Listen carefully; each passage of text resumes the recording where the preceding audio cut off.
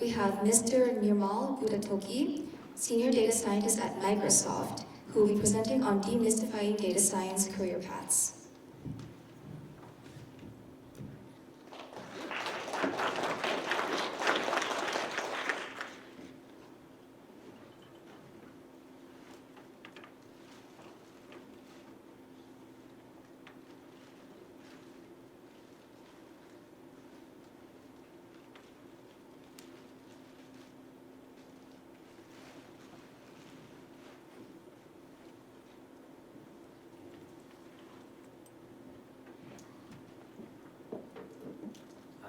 Good morning, everyone.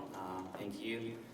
First of all, I would like to thank everyone who is attending here, along with IDS, for giving me this opportunity to talk about this topic. I was choosing to, debating myself. I had two topics in my mind for this year. One was technical topics, saying, hey, obviously along the line of what we saw before, language models in cybersecurity. Because I work in security in Azure, so challenges and opportunities of using the transformer or language models in cybersecurity. That was one topic. The next topic I had in my mind was obviously a non-technical topic, which is data science career path. What are some of the confusions, and what is it about? There's a lot of hype, when the big wave comes, obviously people who can write it, they write it well, but if you don't understand and if you cannot write well, then obviously that has some destructions, right? So let me start introducing myself. I'm a senior data scientist currently working at Microsoft. Previous experience working on VMware. I'm a prior service member. I work in the US Army. And then also work in government systems, right? So federal government, I was working in San Diego. The organization was called SPAWAR. So most of my background is coming from cybersecurity or security industry. So this is me, right? So let's not talk too much there. So like I mentioned briefly earlier, what is the motivation for me to pick up this non-technical chat, right? The reason is simple, right? So I have run more than 600 plus career mentoring sessions. So I still have open calendar in LinkedIn, and I provide whenever I can, obviously with my work family. But what I learned from all those mentees is there's too much information online. There's too many influencers. They come talk about, hey, this is how you do the data science in 3 months, 6 months, I wish the journey is that easy. So there's also confusion about people coming from various careers paths. I have questions like, hey, I'm doing data analyst. How do I transition to data science? I'm a software engineer. How do I transition to data science, right? So this is one reason I wanted to kind of demystify some of these questions today. And I'm really hoping that it will help you guys understand and make a wise decision in the career, right? So I've seen people fail picking data science as a career. I have people seen coming from various backgrounds. I can give example. I had a tattoo artist from Las Vegas. She had a passion for data, and she picked up her career as data analyst, and now kind of becoming data science. So you can do it. There's nothing you cannot, right? So, but I've also seen PhD folks not being successfully in their career. So why is data science really so convoluted? So I have a list of questions here based on all the chats I have with my mentees, right? Like I mentioned earlier. So basically, few questions are: do I need advanced degree, right? Like PhDs? can I become data scientist in X number of days, right? So, I mean, people advertise various programs. They say all you need is a boot camp, and I wish it is easy like that. So, it's impossible to get data science job right after graduation. Some folks are like, hey, I'm graduating, and like my resume is not getting picked up, especially for data science career. Is there like, you have to be already experienced in different industry to come to this career path, you know? So this is the questions that actually creates a lot of confusions, right? So, and I can tell you that none of this is true, whatever is listed here. So now let's come to the data science, right? In 2011, I think 10 years back, there was a Harvard article published by DJ Patil. He was also working for President Obama as a chief data scientist, right? What they mentioned was the data scientist would be a sexiest job of 21st century. Is it leaving it to that, you know, like the what it has offered? So obviously we saw the ChatGPT is getting popular. I just threw the question there, right? So what it has to say. If you can read there, right, it's actually saying that, yeah, it's like a rapidly growing field with opportunities, right? But it's not going to tell you that, hey, which career field is the best versus the other. So ultimately, it boils down to your career choice, your preferences, and then, you know, like, what do you enjoy doing it, right? I have seen some people coming in data science, they're saying, okay, this is a big money there, right? So, I mean, they pay well, and obviously they pay well in data science, but is that the only thing that's gonna matter in your life, right? Because imagine like almost half of your life, or even more than that, you're gonna spend in work, right? If you don't enjoy your job, if you don't enjoy the data that you're working on, obviously it's not a wise decision. So here's some examples, right? So the companies are creating confusions with job titles.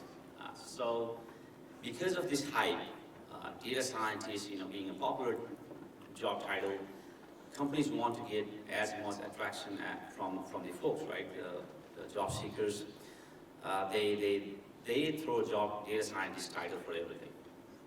So if you don't read the job title, I mean the job description carefully, and some of the job description is even worse. I picked the good ones actually to kind of differentiate, you know, why like all of the data titles were data scientists, but how does it differ, right? So if you see in the first one, they talk about like they want some people having the data mining skills, right? The visualization or statistical analysis.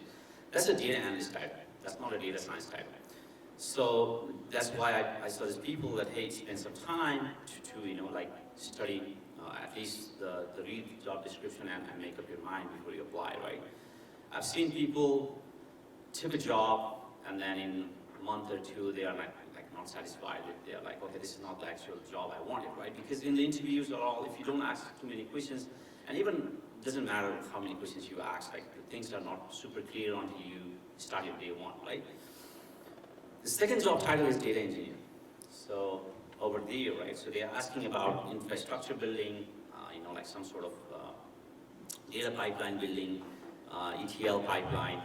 Data scientist doesn't work on building those ETL pipeline, right? So in some startup companies, you may have to wear multiple hats. That is true, but what is the main focus of your role? That should be the priority, right? So if you see the third one, that is the data scientist, right? So the key differentiator there would be like they talk about some model building, you know, they talk about developing different models, understanding the objectives, right? ML algorithms as you see in the top, right? Few things, but obviously this is 3 examples I picked, and there's so many out there, right? So it's really hard to differentiate. So I want you guys to pay attention, like what job title you are looking for, you know, and then if that meets your requirement. So for me, US Army to data scientist, a lot of people are asking, hey, how was the journey? So I said it wasn't easy. It was coming from, but ultimately, you know, like working in US Army, I think the closest I got to data or tech was obviously like our supply chain system. We used to do some predictive maintenance, you know, like it's not not to the extent of using ML models or anything, but building some data analytics report and handing them to the logistics team so they can plan their supply chain optimally. That point I was fascinated that, hey, data has a future.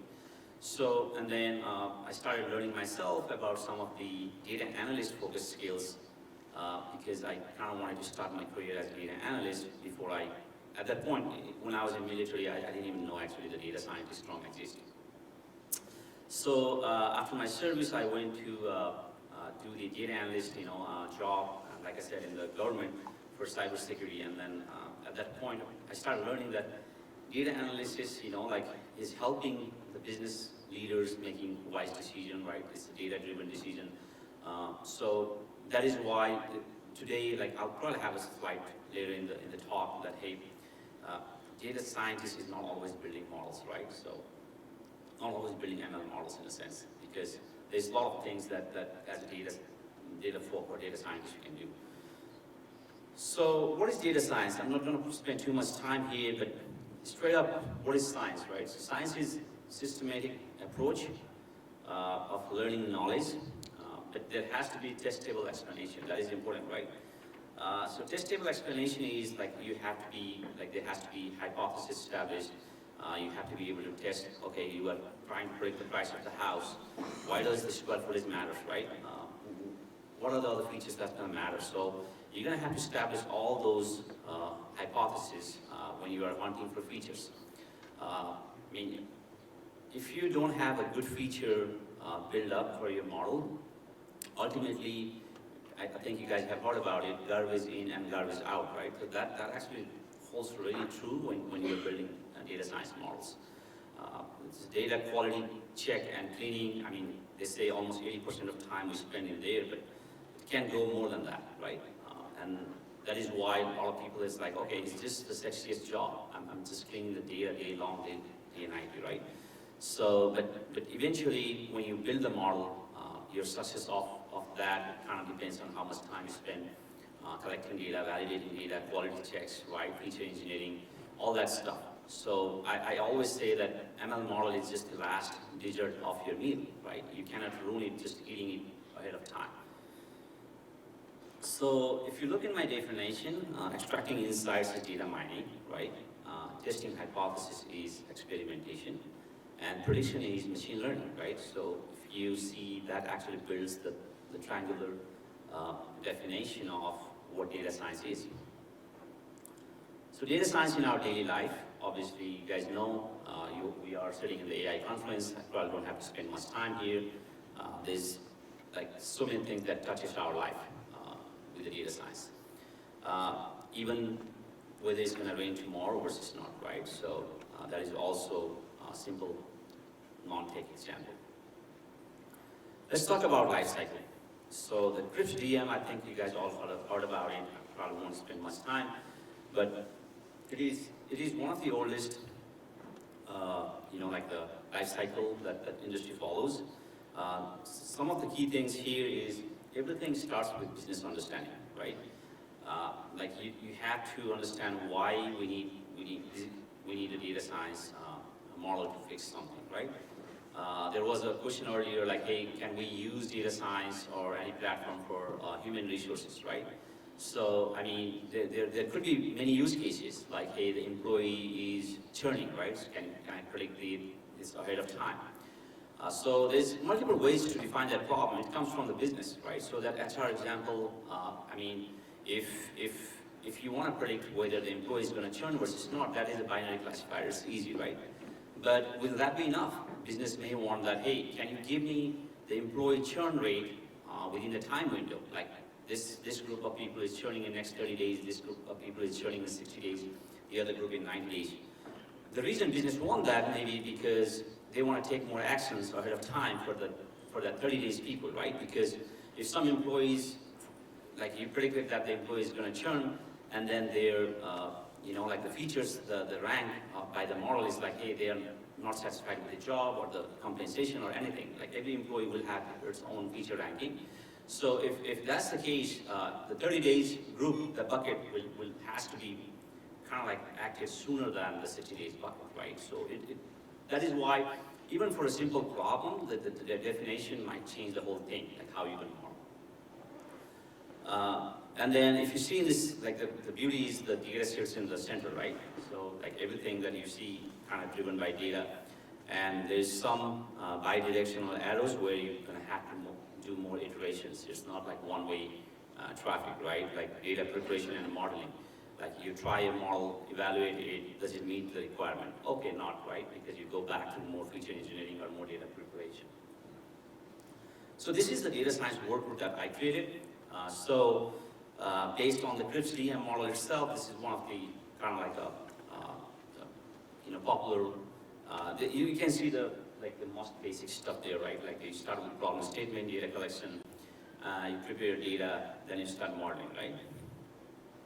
Then your presentation layer is important because you're probably going to be integrating with some tool, like if you build a recommendation system, for example, you're going to have to integrate that with a web app or anything, right?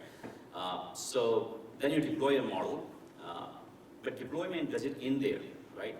Obviously, previously some folks I have talked to, like, hey, we have a model in production, we haven't touched it for the last 1 year. I'm like, okay, so there's going to be a lot of change in the data in 1 year, right? So if you guys heard about the concept drift, there's data drift, context drift, things like that. We start getting more data, the older data going to become obsolete, right? So there was, I see, like right now, like a lot of models, right? You guys are probably watching the Soccer World Cup. I've seen a model that people build using like World Cup data from the beginning. So from 1930, if you're going to use that data and then build a model, obviously Brazil has like 5 titles, right? So it's going to be biased to that. So you're going to have to be making more, smart decisions about how far you can go, right? Because if you only bring like last 2 years, 3 years, 4 years, like the international games or those kind of data, it's going to be more relevant because you cannot, obviously, like the country who played or the players who played before, they don't exist anymore, right? So, I mean, you have to understand that factor, like how the data is changing and then how your windows should be moving. So that is why if the data changes, you're going to have to do the data augmentation. If the context is switched, right? So that example I gave earlier, initially you may have started with the binary classifier where the employee will churn versus not, but then the business will come to you saying that, hey, I want that multi-class to be 3 class, which is 30 days, 60 days, 90 days prediction. So now the concept changed, right? Because the context changed there, so you're going to have to build another model, right? So you retrain again. So this is a career transition path for how do I go from data analyst to data scientist, data software engineer to data scientist, the same thing that I mentioned earlier. So what you already have is on your left side versus what you're going to need to build, right? So this is just the transition path. Data engineers may know a lot about data pipelining, ETL work, and they want to build how can they go on the data science side. This is one of the popular slide Venn diagram you guys probably have seen so many times. What you need is programming, math skills, and business knowledge. The reason I add this slide is just to explain the importance of business knowledge. You're going to have to understand your domain, what you're working on. Initially, it won't come with the domain knowledge, right? So I get it, but you have to identify which area will be better for you. I tried doing finance for a year with Wells Fargo, and then I realized that I'm going to have to go back to security because it's just the way you have your, how do you log your data, right? What data you enjoy working on.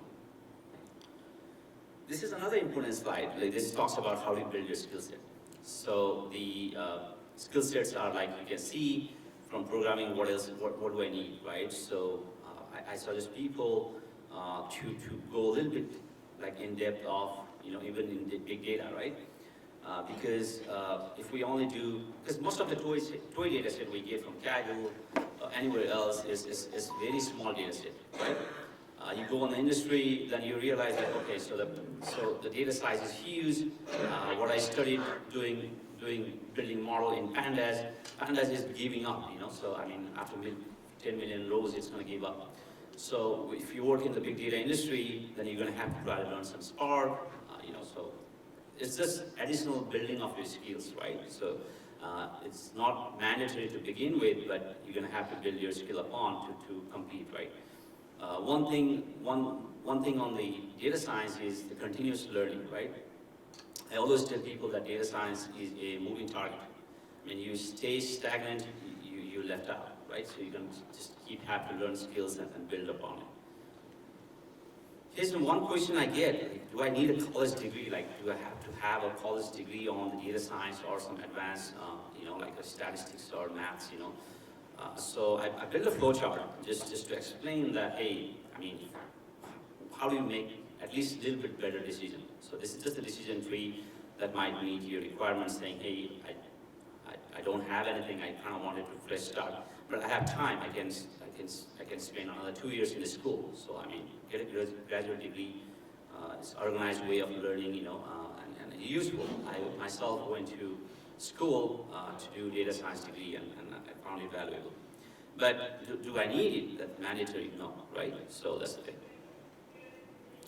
Someone asked me, like, hey, what could be the top 5 skills for data science? So if I had to summarize this, I mean, obviously so many I mentioned earlier, but this is what I'll tell. Just start from the basics, right? Learn Python, SQL. SQL was the debate, like, I always get from folks that, hey, why do I need SQL? I'm not a data analyst, or, and then once you get in the industry, they are like, hey, yeah, we have data on this different data, like databases. Go get some sample data yourself or connect with the folks to get data. And then, obviously, you cannot ask every time other folks to write query for you, right? Stat probability is very important, obviously. Domain knowledge, like I said, I added there, but you're going to build upon it. Initially, you may not need it. Storytelling and presentation. People always focus on hard skills, and then somehow their soft skill side is overshadowed. You can't present your findings. You can't, build a good storylining about what your research started from, how you did, and then what the model is doing, what business value it is creating, right? Model evaluation is one thing, but you're going to have to evaluate your model based on the business need, business questions. Is the business needs kind of met, For that, you definitely need your storytelling skills. Machine learning, I'm not going to touch too much upon it. I want to spend a little bit more on the other side that talks about various job titles. It's just the confusion is data science, I would say, is a master uber term, at the high level, kind of like a job family, but machine learning is one piece within it. There's many, it's a subset within the data science, right? So it's mostly focused on building models. There's many types. Obviously, it's growing, and I probably don't have everything here. Supervised the learning is when you have labels. In my industry, I mean, it's hard to do that. Mostly we do unsupervised learning when we don't have labels. And then the semi-supervised is the combination of two. Reinforcement learning is just like what we see in the example before. Your agent or robotics, whatever, the virtual agent, they keep learning by trial and errors, right? So that's the reinforcement learning. There's something called self-supervised learning, I believe. Facebook has introduced that. That is, you start something with a basic common sense kind of thing, trying to self-supervise the model. So that's pretty much the idea there. I should have included that, but it's okay. So here's another slide. This is actually one of my best slides. This is kind of tells you how your data science is subsetted, right? Just think of it as an onion you're going to start peeling, right? So as you go inside, that is why I say only building ML models is not doing data science, right? People claim that, mostly data science is all about ML. But it is about ML, but it's not only about ML. So if you look in the top split, right? So basically data science gets split into the analytics side and the core ML side. People I have seen very much fascinated to do the analytics side. They enjoy doing that. What are the core skills you need for that? ML side, obviously you need some machine learning skills, big data tools, and I put some job titles there, hey, what area is your focus and what titles you should be looking for, right? So if you want to be focused on the analytics side, Those are some of the titles, right? And the good thing is, if you see the data scientist, it kind of represents on both sides.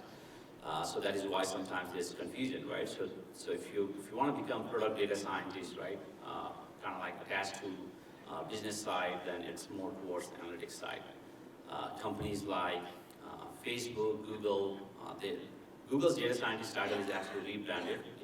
It used to be called quantitative analyst.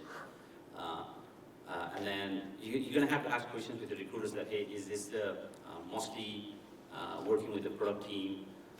Then it's more analytics focused, right? Is it analytics focused role versus the ML focused role? So depending on your interest, you got to make your decision. There's a lot of data sources, free data sources for learning. This is probably not going to cover everything, but this is actually a good starter. If you are starting learning, then obviously where do you go to find data, right? So I found this site useful. One of the sites that is very useful is Papers with Code. They also have articles, research papers, but they have the code as well, right, for you to help you understand and learn. So that concludes my presentation. Any questions? I'm welcome. And then yeah, you can find me on LinkedIn Connect. And again, thank you everyone for attending this presentation. Thank you, Mr. Budhathoki. Does the audience have any questions for him?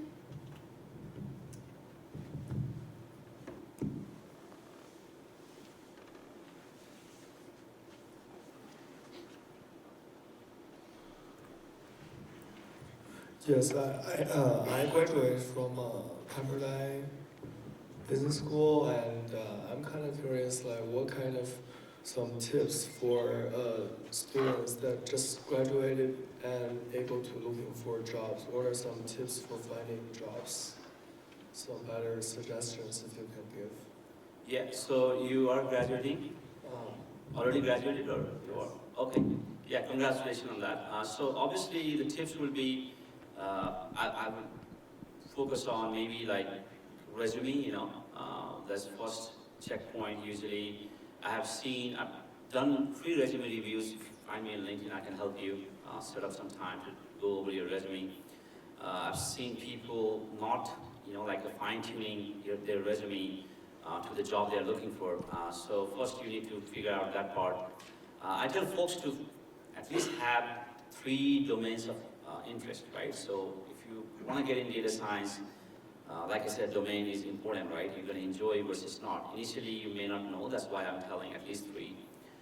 So whether you like e-commerce industry, whether you like telecom industry, security, there's so many domains.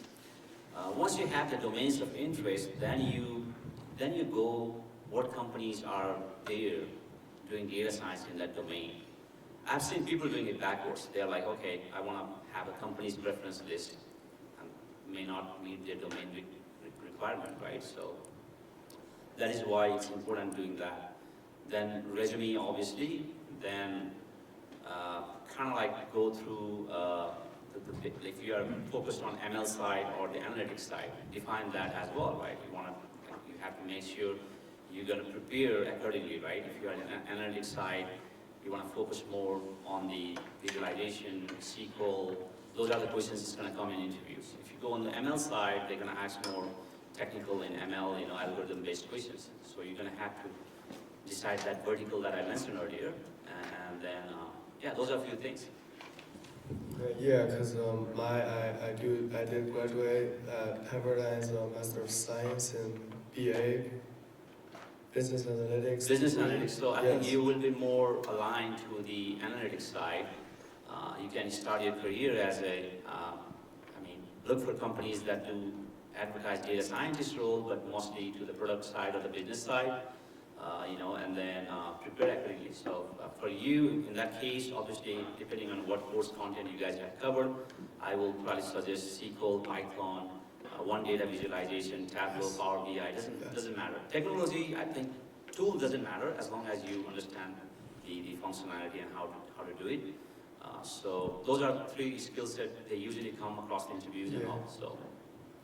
Exactly. Yeah, that's what part of the whatever you covered is like the SQL, Tableau, and Python. Python. We covered most of them, but the company are looking for SQLs and Excel more as a base, as the analytical skills, right? Yeah.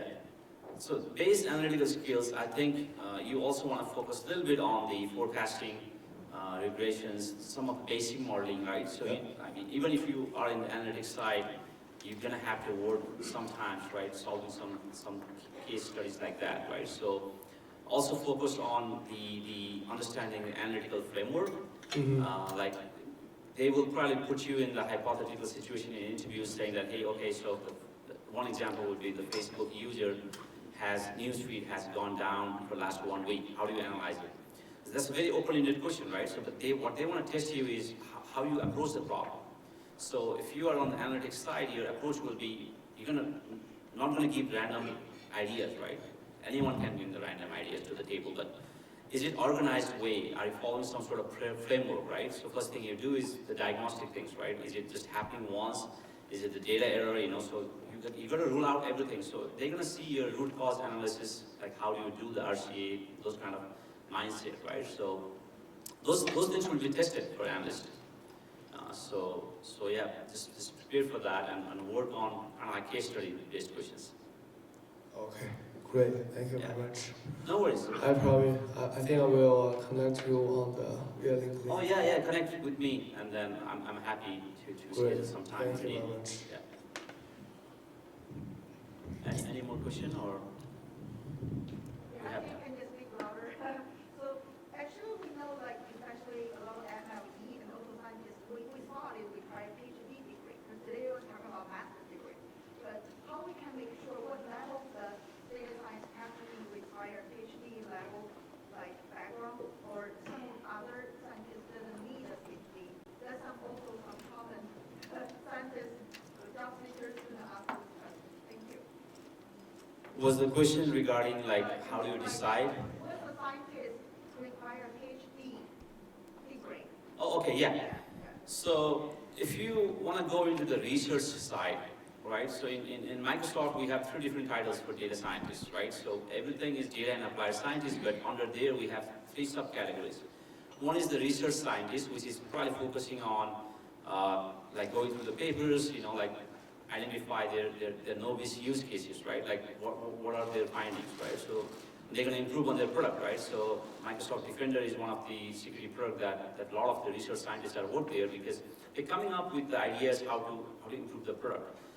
So they spend a lot of time on the research. So for them, the PhD adds a lot of value, because you need to have that research mindset, and then PhD folks have to spend time publishing papers, gathering that, the research-oriented mindset. So there it adds value.